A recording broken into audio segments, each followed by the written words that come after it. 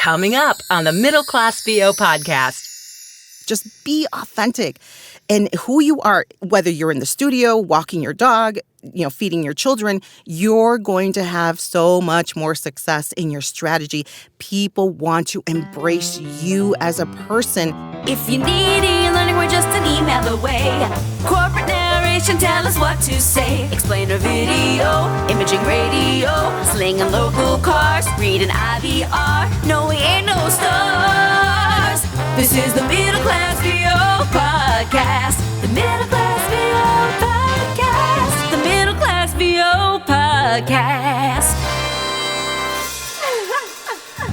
Welcome to the Middle Class VO podcast. Kevin Kilpatrick here in Nashville. Bobby Maxwell is in Cincinnati. And we're going out to the West Coast today, y'all. Woo, woo. Sophia Cruz is here. Sophia, thank you so much for joining us. How are you? Thank you for having me. I am doing well. Thank you so much for asking. How are you guys? Excellent. Oh, yeah. Excellent. And you are out on the West Coast, right? LA area? That is correct. I am in Los Angeles, or more accurately, the city of Burbank. Oh, okay. All right. So you are real close to Sovis every year. Oh, yeah. I can throw a rock to Sovis. Nice. I see And sometimes the Warner you Brothers do, right? studio.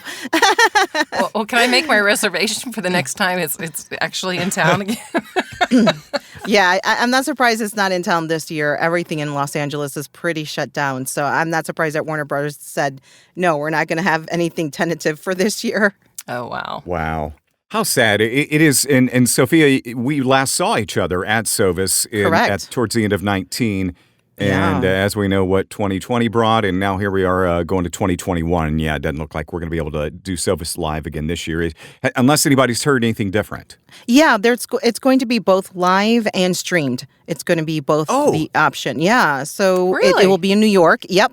So it's going to be in New York, and they are being cautious, obviously, and making that precautionary steps. And if it's live, it's going to be obviously not as many people. But yeah, the option of people being in New York is real. So you could, if you are in New York or you feel like you want to be one of those few that are going to be there, I think that you can be there. Yeah, if you wanted to be in person. All right, Awesome. Kev. Okay. Road trip to the Big Apple. Big Right? Apple. No kidding. December, No kidding. the best time. You know what? New York in December for me is the best time. And it probably has to do with the movie Lost in New York, Home Alone. But ever since I watched that movie, I'm like, New York is the best time. And then I went and did the whole New York thing for Christmas, New Year's Eve, and it was the best. So I have fond memories of New York during December. Well, there's this little thing Awesome. called shopping, too. I mean, Yeah, well, of course. Of course. Well, before we get too far deep into this, let me kind of reset just a little bit. We're talking with Sophia Cruz, voice actor, bilingual voice actor Sophia Cruz. Sophia, tell us a little bit about your history and when you first got into doing voiceover. Did you come from a on-camera side? Did you come from radio? Did you come from human resources? Were you a realtor? Tell us. I'm like, wow, you actually nailed it on the third one. So I come from corporate America, and I was a human resources generalist office administrator. Wow. And yeah, actually, was I considered a human resources administrator too? Office development associate. Organizational development. I mean, the titles are endless, right?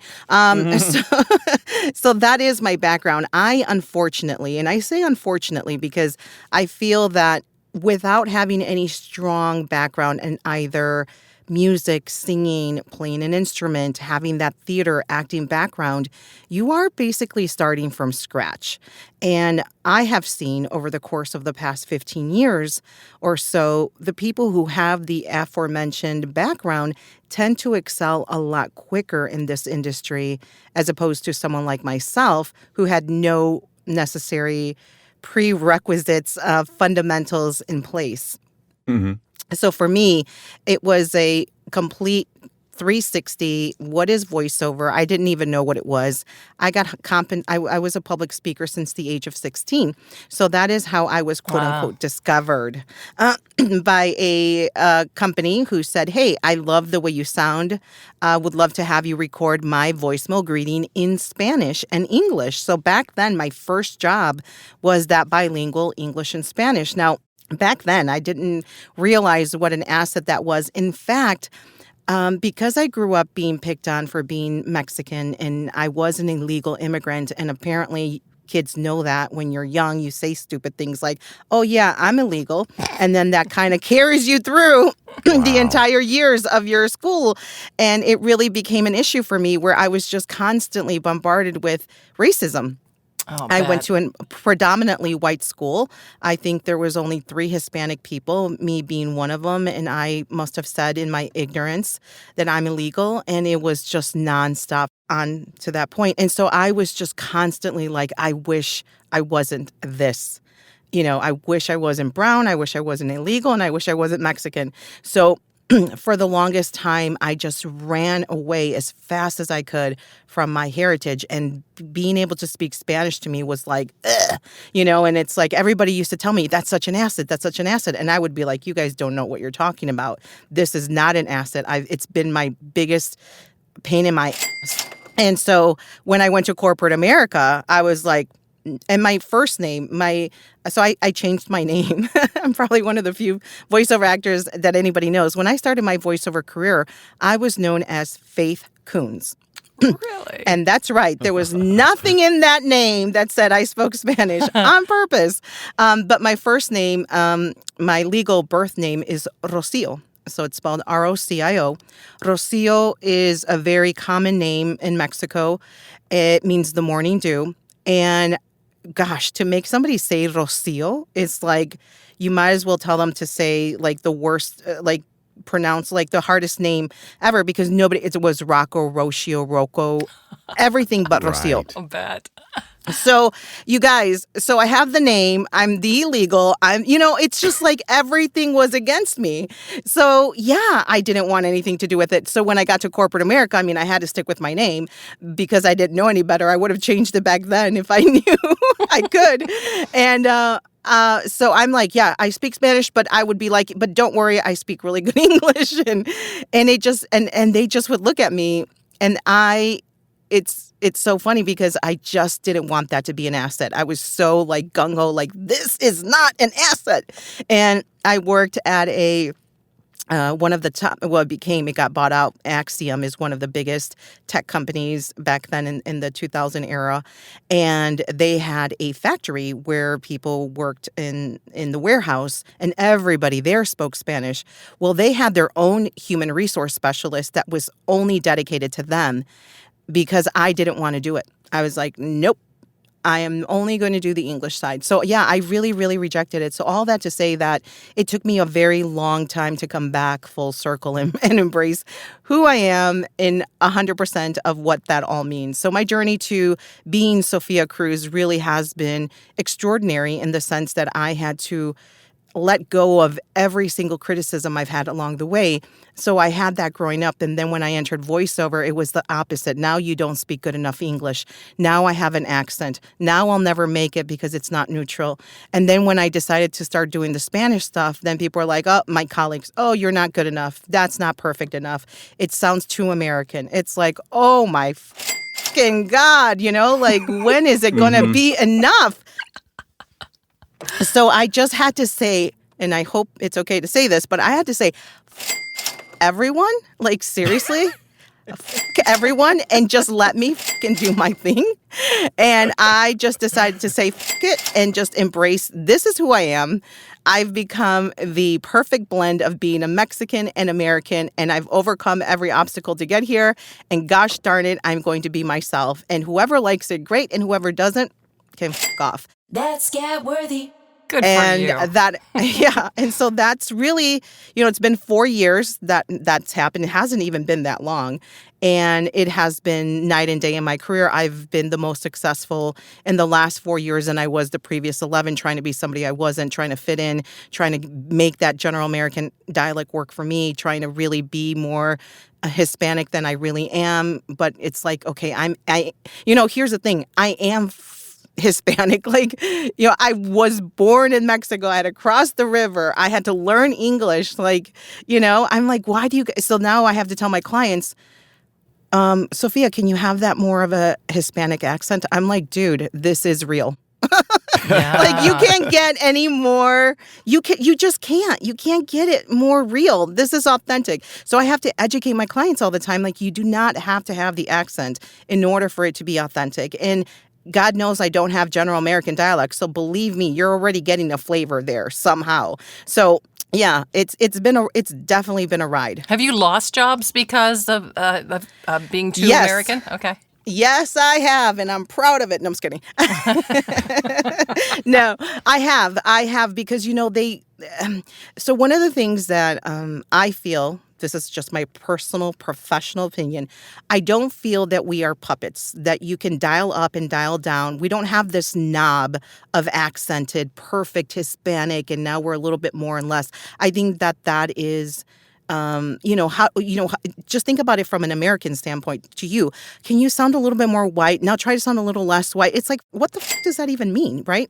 Yeah. Yeah. So if you were constantly told to turn it up, turn it down, you would get exhausted from trying to do that. So, and then, you know how we have those references, try to sound like Allison Janney and Johansson Scarlett, right? And then you're in the session and they're like, oh, but you're not raspy enough. Get a little bit more gravel. See how she says it? Now we need, it's like, so I've had that where they're like, well, Salma Hayek has it like this and so has it like this. And we want it it's like, dude, I'm not that person. I can come close, but I'm not. So I lost a $5,000 job once. It was easy. I mean, it was like such easy money. It was one video for $5,000. And I could not get that perfect accent that they were looking for. And I said, okay, well, go find someone else. Wow. But it is good, though, that we're finally getting to a place in our industry where we can accept people and we can accept, you know what, no matter how they sound, that's how normal people sound. Right. Yeah. And that's what we're all going for, right?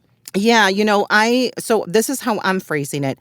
We are in the process of retraining the ears of America to actually hear what it actually sounds like to be American. And it doesn't matter what that is. It doesn't matter that I don't have the A pronunciation perfectly.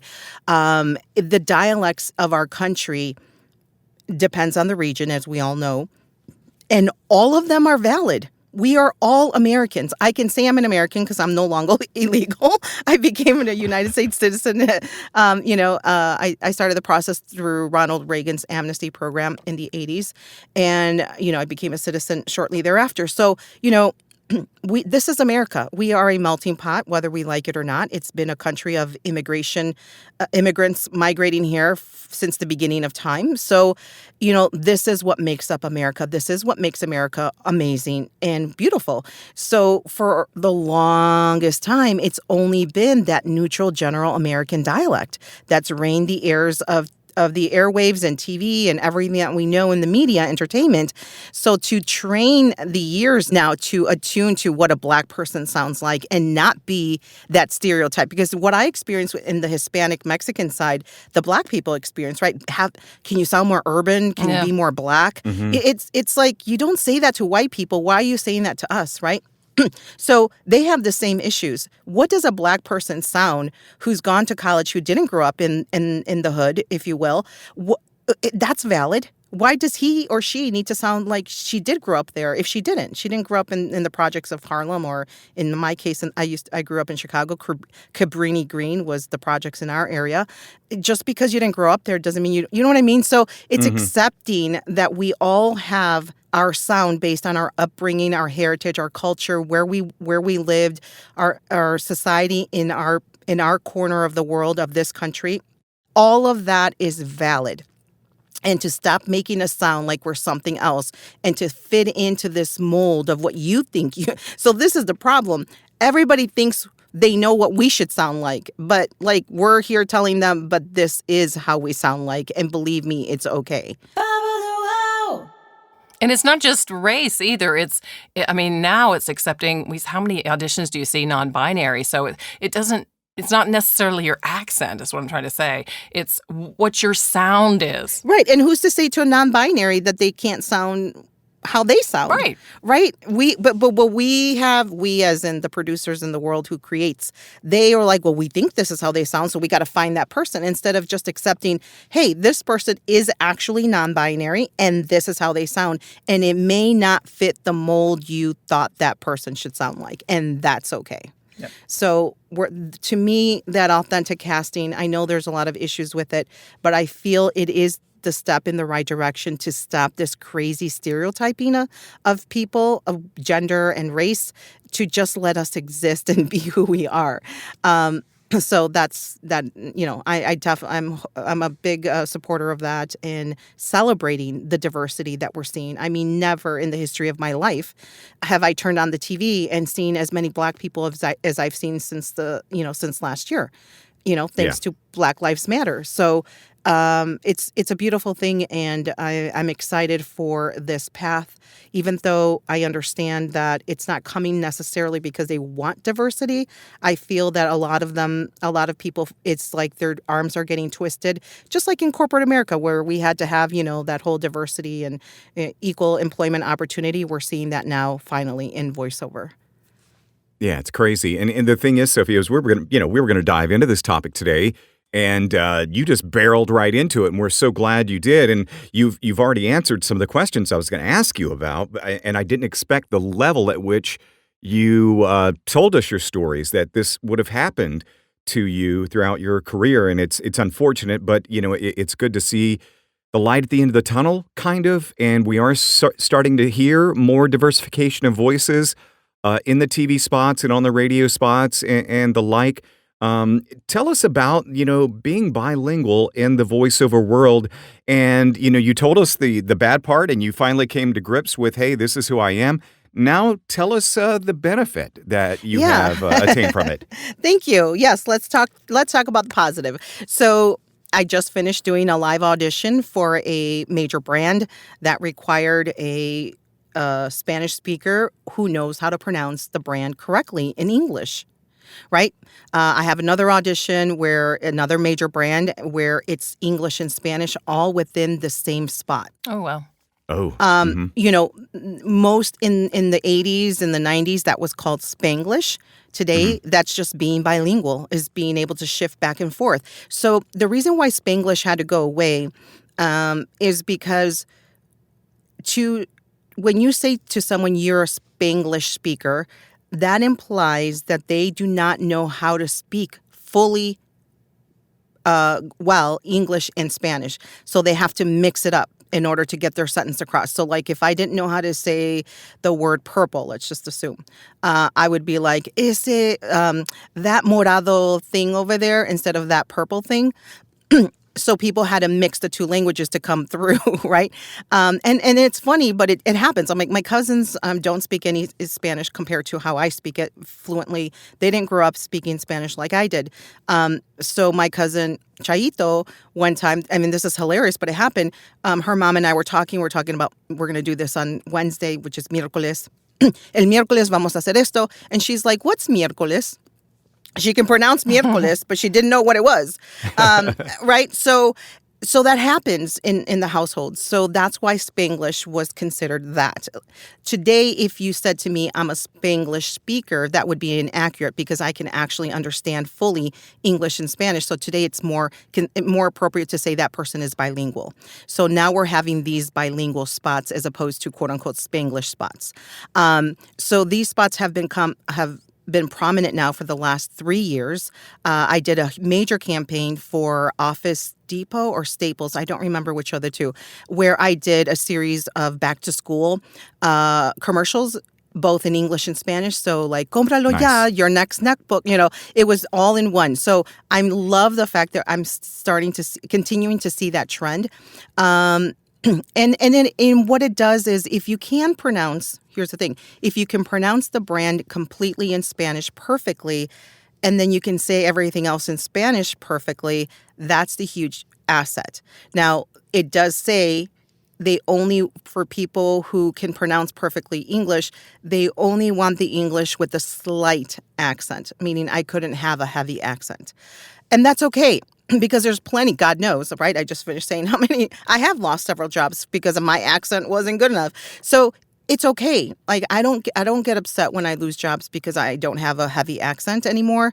I hope that on the flip side, people wouldn't get upset because they do have an accent. Like everything, as long as we're all getting some work, regardless of level of our accented English, then that's good news for all of us. So being bilingual obviously gives you double the opportunity. My work is split pretty evenly, 50% English, 50% Spanish. I just booked a Metrolink, which is our railroad system here in California. Their campaign for TV, web, and radio for the spots, just slow down and don't cross the railroad tracks or you're going to die. And to be able to do that with the producer getting hired because I can hear the English, match it, do the Spanish, time it perfectly, and send it off to him is what I get hired for all the time. And that is a huge asset. And so for me, and if he wanted me to do the English spot, I could have done it, right? But they wanted a male for the English. So he's like, I really love your voice. I want you for, even though you're not male, we want you for the Spanish part. I'm like, sure, I'll take that. So that helps me a lot. And I do a ton of narration work in e-learning and audio description. Audio description is 100% English, but my e-learning is 50% English, 50% Spanish. Telephony, I do a ton of English and Spanish. So yes, the fact that I am bilingual allows me and affords me this opportunity to do double the work. And do you get paid for both languages? Yeah, I was just going to go into that. I was just going to say, should I say that? Yes, for me, Sophia Cruz, yes. I have lost a lot of jobs because I did not accept the one payment for both. Yeah. If you're going to want, and that's what I tell them, this is two spots. This isn't just one spot. So for me, and anybody who may listen to this in the future, if you are bilingual or you have an additional asset, whether you sing or play an instrument or whatever it might be, you have to charge that extra step. For this case with Metrolink, my audio engineer, I have an audio engineer on staff now because of the volume of work that I have. He handles everything for me. I don't have to edit anymore, which is a blessing, and Awesome. He's worth every penny. So that's an added benefit that I offer my clients, right? So this is a video that I have to match. So I said to him, if you want my audio engineer to deliver a file that's literally perfectly timed to your video and all you have to do is insert it, there's no post-production work on your end, we can offer that for you at this additional price. And he's like, yes. And he loved it. And he was just like, so 6 videos in and out. We did it in 30 minutes. And the client was like, holy shit, this is amazing, right? That's something that very few other voice talents offer that I do. So my constant way of operating with my clients is being able to deliver above and beyond, because there's a ton of bilingual people, but how many bilingual people are out there treating their customers with that top level service? I don't know. Honestly, I don't. I don't know very many full-time working voice actors with their own audio engineer either. So, these are things that I do that set me apart, and my clients can tell immediately. So this guy called, he found me on my website. He called me. We had a conversation, and he's like, I'm sold. What's not to sell? This person knows what she's doing. She's a professional. I like her voice. She can deliver above and beyond what I even thought I could get, and it's top quality, and here we go. So you obviously have to be non-union or FICOR then, right? I'm not going to talk about that publicly. Okay. Well, I mean, with as much e-learning and I know. Yeah. So, I mean, non-commercial you can projects. convert, correct. You can convert a lot of this narration work into union, which I have done. And I always charge, fair market rates and above. Look, my audio engineer isn't cheap. I can't make less money. I did do a series of videos, my first project that I took on with him, and I made $0 because I didn't understand the level of complexity that it is to match video to timing. And of course, I've gotten better too. But I did 20 videos for Spain, and I made zero money because it was so, and those were all 1 minute long. And these videos that we did with this guy was it's just like so insanely easy. Hopefully he'll never hear this, but but like that 1 minute, those 21-minute videos were a lot of work. And so it takes time. And so when he billed me, I was like, oh shit, I made no money. And that was a lesson learned. So of course we all learn lessons. None of us are perfect. I didn't start off charging my worth at day one. I had to learn and grow. And here I am. And I definitely do that now. And that's why I turn down so much work, because some people will come up and say, hey, I have I have a bilingual spot, English, Spanish, radio, Texas, $100. I'm like, yeah, never. I know your son is he's a network reporter, right? Yes, my son is he's a journalist. Journalist, okay. And he appears nationwide on news. Yeah. Did he have a difficult time getting to where he is, or is it now to his advantage because of the same reasons for you? Well, no, because I made the unfortunate mistake of not teaching him Spanish. So like Univision and Telemundo all want him on their network to report the news, to have him on a segment. And he's like, I can't speak Spanish. So those opportunities for him are gone. And he looks he is 100% Mexican. Both his dad and I are, 100% Mexican, born in Mexico. So he was born here and he doesn't speak Spanish, because I didn't want him struggling the way that I struggled. So I made sure that he didn't have that problem by not teaching him Spanish and making sure his English was 100% and he wouldn't have any issues.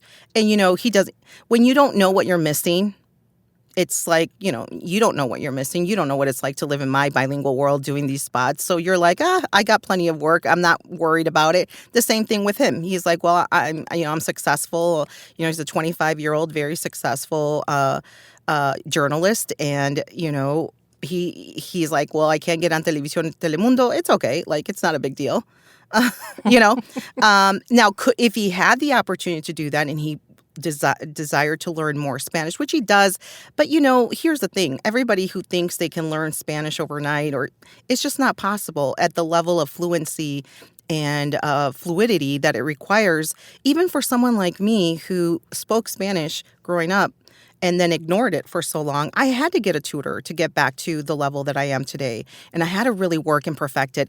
And, the criticism that I've received from my voiceover colleagues in Spanish is that my day-to-day, like in this interview, if I did it in Spanish, I will make more mistakes than I would in English. And I wouldn't know how to say certain words because I don't speak it every day to people like I do English. But I know how to read a script and I can perfect that. That's not a big deal. But my day-to-day speaking isn't as fluid as it would be if I was talking to my friend next door, because my world isn't 100% Spanish anymore. So that's a criticism that I get from my colleagues. And, it hurt me at the beginning because I saw that as so like awful. Like, how do I say this? So if you had that same issue, like Bobby or Kevin, you were relearning English because you had straight away. And if you're talking to me in the day-to-day, I would never judge you because you forgot how to say hypocritical or some off word. I wouldn't be like, oh, his English sucks because he doesn't know how to say two or three words. Who would? Who does that? But the Spanish community does that, and they're not very forgiving. So I had to really, really step away from all of that noise because it was really affecting me.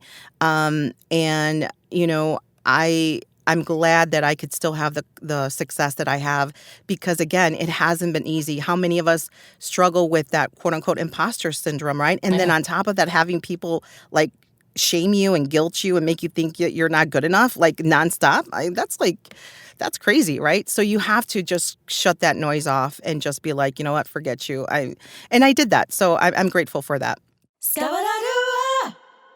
Would that upset you if you heard a Spanish voiceover, but it was done by a very unmistakable American voiceover actor who did not have a command of the Spanish language?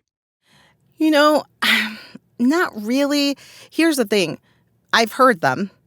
And someone posted, hey, I booked my first Spanish job and I don't speak Spanish great, but they wanted that. Well, great. They're probably making a mockery of you. I don't know. El gringo that knows how to speak Spanish. I don't know. I who knows what they were trying to do in that spot, Does it upset me? No. The only thing I will say, which is the same thing that the Black people say and the Asian, there hasn't been that many opportunities for us. So why would you want to go after jobs that are already not as plentiful for us and take that away from someone who could have done it, who does do it better? But at the end of the day, we are in a business where the client is the final say. And so if the client wanted someone who didn't speak Spanish the way that a native speaks it, then so be it. Why I can't be upset about that. But as voice actors in general at large, we do have to understand that, the argument that I'm sure all of you have seen on these wonderful Facebook groups, acting is acting and shouldn't it doesn't matter. And there was people like, wow. Here's the thing. If you are white and you've never experienced racism based on the color of your skin and how you sound and what you look like, you really, really, really, really need to keep your mouth shut and just listen. You may not understand it. You may not think it's quote unquote right or, oh gosh, that sounds crazy, but you haven't lived it. So you can't understand it. And the very least thing you can do is take the time to at least listen to understand. But people interject their opinions as if they know our world. You do not. I don't wish what I experienced to my worst enemy. I mean, no one should live with that constant fear of being deported or not welcomed in this country. Nobody should, right? Like, how many times? I mean, so you haven't lived it. Exactly. So you can't sit there and tell me what it's like to be me. I know what it's like to be me, what it is to walk in my shoes, both pre-voiceover and after voiceover. It's a lot. And it causes a lot of deep wounds, work that I've had to work on internally to get to this point, right? So you can't, it is frustrating to see how many people within our own industry just don't understand that you have to learn and appreciate and spend the time. Even before Black Lives Matter, I've been a proponent of learning what our fellow Black African-American people have gone through in this country. I had watched the 12th Amendment, or I think it's just called 12. Prior to that, I didn't have to have that happen in order for me to care about that because I've experienced it. I know, not to the level that they have. I've never been stopped by a police thinking I'm going to get shot. Never. I don't know that. But I know what I've experienced, and none of it is right. So I'm not, when I see these things, I just keep my mouth shut because it's like, I don't know what that's like. Gosh, I wouldn't even know what it would be like to be a mother and my son is out there and he's constantly, as a young man, right? Because young Black men are, you saw what happened in that Central Park. There's another movie. There's so many movies I've watched about this, and it is gut-wrenching to me. Gut-wrenching. Like, I don't think I sobbed as hard as I did after watching that movie with these young boys that were accused of murder and framed and went to jail and their lives completely destroyed. That guts me to the very core because I'm human. Right? So so you don't even have to understand me. You just have to understand that as a fellow human, if I've endured pain and suffering, you should want to have empathy for that situation. So then if you know that, and these jobs have been seldom, and we've seen it, right? How many white people have stepped down saying, "Okay, I'm playing a Black person, an Indian person. I probably shouldn't do that.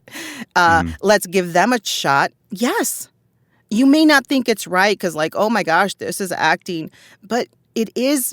But the white people have used their platform to create these stereotypes that now those of us who aren't fitting into your mold are trying to break.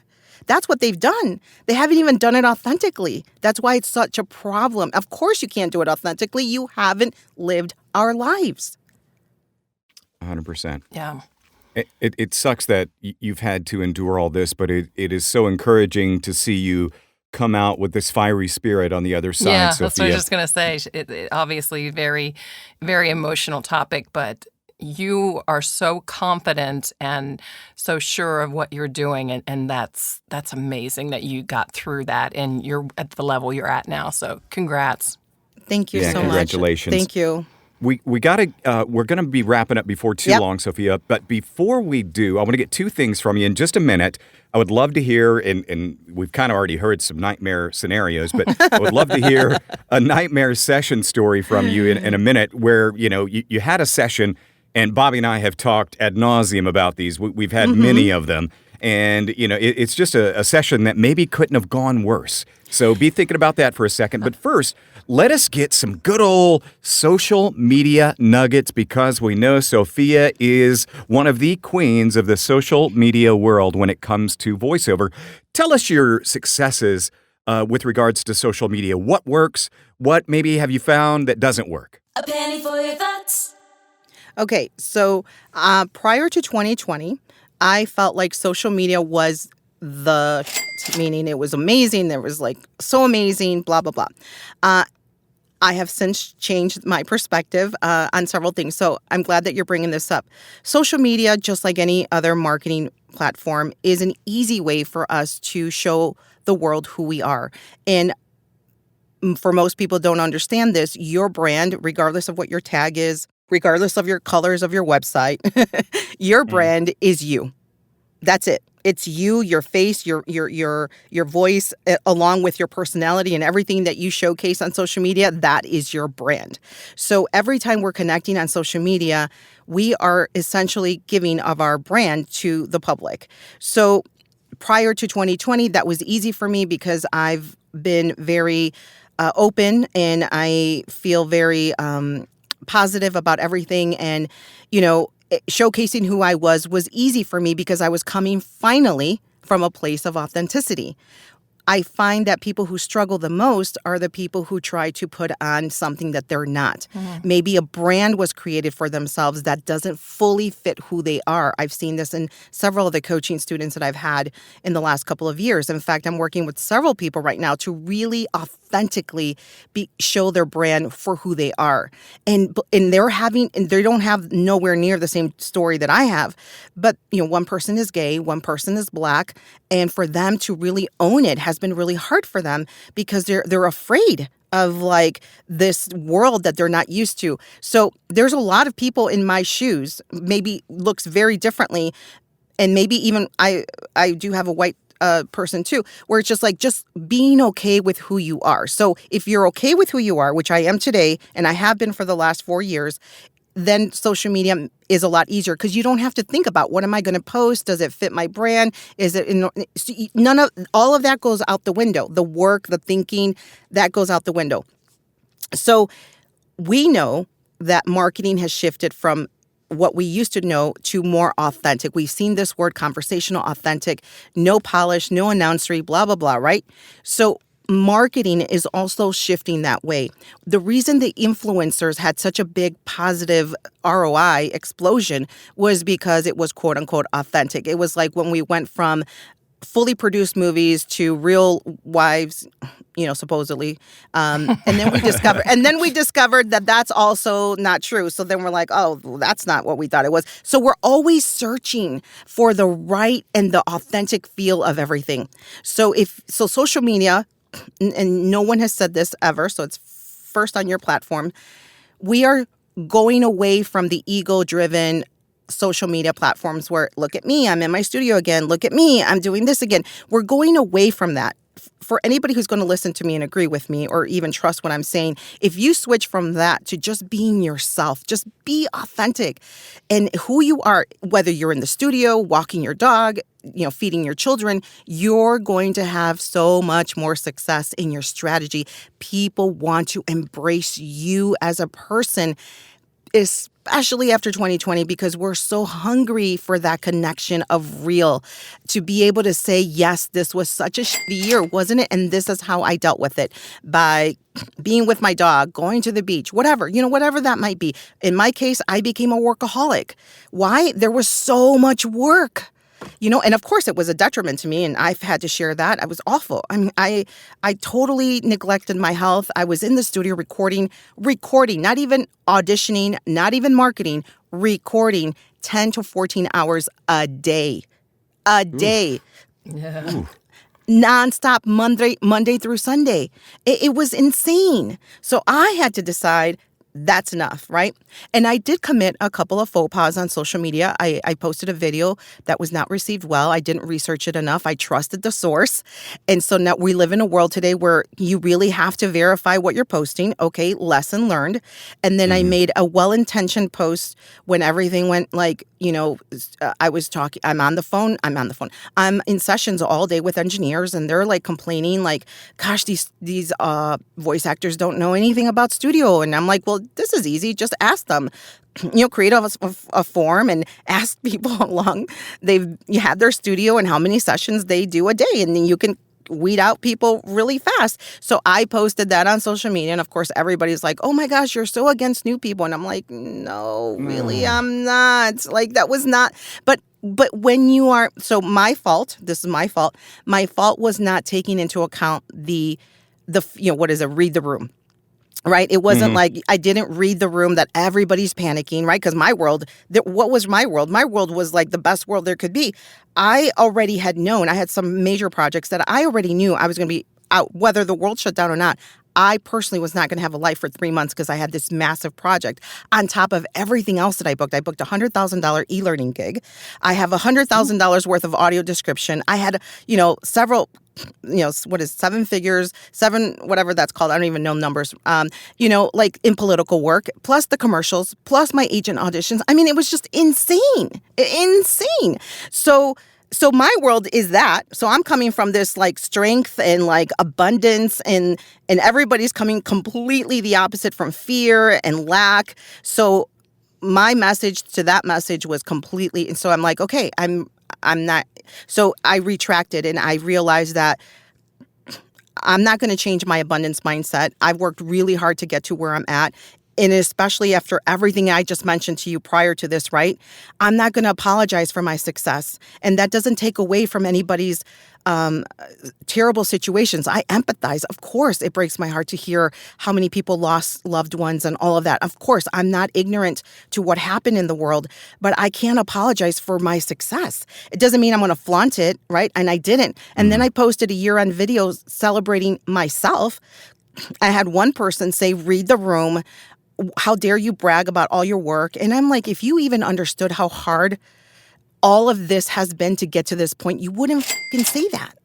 Yeah. So I blocked and deleted that person. I'm like, if anybody knows me, you would know that I'm not saying that to brag. I'm saying that in spite of an awful year, look at what I was able to accomplish. And thank God for that. Thank God the voiceover industry didn't crumble. What good would that do for all of us? That if all of us had horrible years, thank God for small businesses that we could be there to support, that it wasn't just these giants that were continuing on with their business, that we could still survive. As voice actors, think about how amazing that is.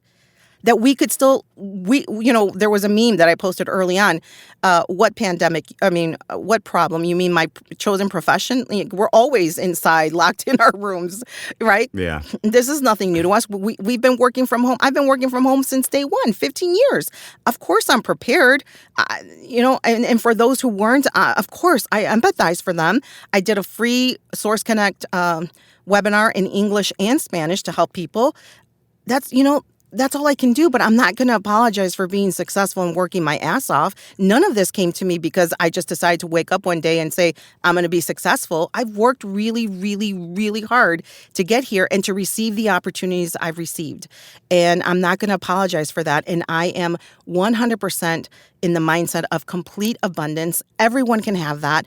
I created a manifesting workshop to teach people what I learned to be able to manifest exactly what you wanted. I manifested that $100,000 e-learning job because I believed it was possible for me. Now, I know how much work that is. I don't want to manifest another one. Yes.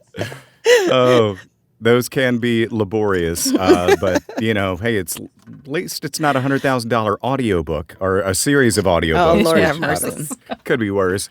Sophia Cruz, thank you so much for your time. Before we get out of here, my nightmare situation. Let me just quickly give it to you, really quick. Yeah. Nightmare Sessions. Okay, this was a political one.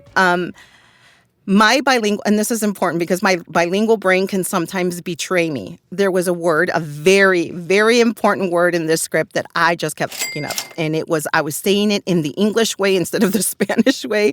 And my brain just wouldn't do the switch. I was nervous because this is one of the top Hispanic marketing agency for political spots. So I wanted them to like me. I was like, So when you have that pressure on yourself, you set yourself up to fail. So I did that to myself. So I was really like, oh, this is it. It was for a presidential campaign. I was like, yeah, right? Like all these things, right? And then my brain betrays me. It's 9 p.m. my time, which is Los Angeles time, Pacific. The client is Eastern time. Oh. The Mexico City's person is Central Time. The producer, there was 5 people on the line. The main producer of the spot, she was in Las Vegas. She had a full day on set. She came in from New York the night before. She hadn't slept. She worked all day. It's 9 p.m. our time. The New York office is almost midnight. She tells me all of this before we get started. She's exhausted, but let's get this done and move out, right? I keep f***ing up. I think I messed up the spot 7 times with my bad word. And so she's like, I can't get past that bad word you're saying. Just say it right. I'm like, yes. And of course, it's my fault. But then she was like, I want it this way and I want it that way. And then the producer in Mexico City was like, well, can't we just, since she's struggling so much with that one word, can't we just piece it together? No, I know she can do it. Oh no. My gosh. What was the word? And she wanted me to go from beginning to end without a mistake. Well, we did 35 takes. I only messed up 7 of those, though. I take credit for where I messed up. But then she just got on this role of like, it's not good enough and it's not good enough. And she couldn't let it go. She couldn't let it go. Yeah. And here I am. And I still kept a smile on. I was like, yes, okay, let's do it one more time. And I even said, as many times as you need me to do this, I will do this. Not a problem. It's union scale, blah, blah, blah. Not a problem. Blah, blah, blah, blah, blah, blah, blah, blah, blah, blah, blah. And I was like, sure. And at the end, do you need anything else? I just poured sweetness over her. Thank you so much. It was a pleasure to work with you. Of course, she never hired me again. But yeah, that was my worst session of all time. Sometimes people like that, though, can have the best day ever, and that's just their nature, They're just... Well, she had to get on a plane, and everything that could go wrong went wrong. The pressure that I put on myself because of these high stakes and everything, Yeah, you and then can't of Would it course, be too traumatic to mention the word, Sophia? you know what? I've been saying the word correctly now that I don't even know how I pronounced it wrong because I'm like, I ain't even gonna go there. I ain't even gonna start. I'm like, I will not go there. She doesn't want to say it. Yeah. I will not say it. I don't blame you. And she never hired me again. And this is what happens. It's what happens. You take the wins with the losses, and it is what it is. Of course, now I can say that word, and I feel like I wanted to write her and say, I have mastered this word. I will never make a mistake with this word, but I don't know. It's like our regularly, Kev. Regularly. Yeah. Right. Regular. Right. Anyway. And I'm not going to tell you can't speak Spanish. You don't know how to speak English because you don't know how to pronounce regularly, right? Exactly. Or Exactly. jewelry. Yeah. All right, Sophia Cruz, thank you so much for your time today. If anybody wants to reach out to you for possible coaching for VO work, how would they reach out to you? Yeah, so this is a good branding tip, at Sophia Cruz VO on everything. Source Connect, email, Gmail, website, all my Instagram, Sophia Cruz VO. When you make it simple like that for all your clients and your potential clients, it's easy to be found. I do coaching for, obviously, the bilingual market, but I also do audio description coaching, e-learning coaching, and corporate narration and branding. If anybody wants to find their authentic voice in that, I certainly welcome the opportunity to serve people. Well, Thank you so much for your time today. We have. Thank you. This has been great catching up and hearing the stories that you've gone through and hearing how you've come out shining on the other side. We just love to hear that. Thank you so much to both of you for taking the time. I appreciate you. Thanks, Sophia. Continued success. Thank you so much. Bye. The Middle Class VO Podcast is a K2 Media Productions production. All views and opinions expressed are those of the hosts and guests. The McVob jingle was written and produced by Kevin. Co-produced and performed by Chloe Dolandis. Additional engineering by Zach Zimmett. Bobby's hair and makeup by Rebecca Adlita. Kevin's wardrobe by Slippery Pete's Fashion Emporium. All previous episodes are available for download on Podbean. For the Middle Class VO podcast, I'm Tracy Thibodeau. I'm Lisa Lou Perry. Thanks for listening. And don't miss the next episode of The Middle Class VO Podcast. The Middle Class VO Podcast.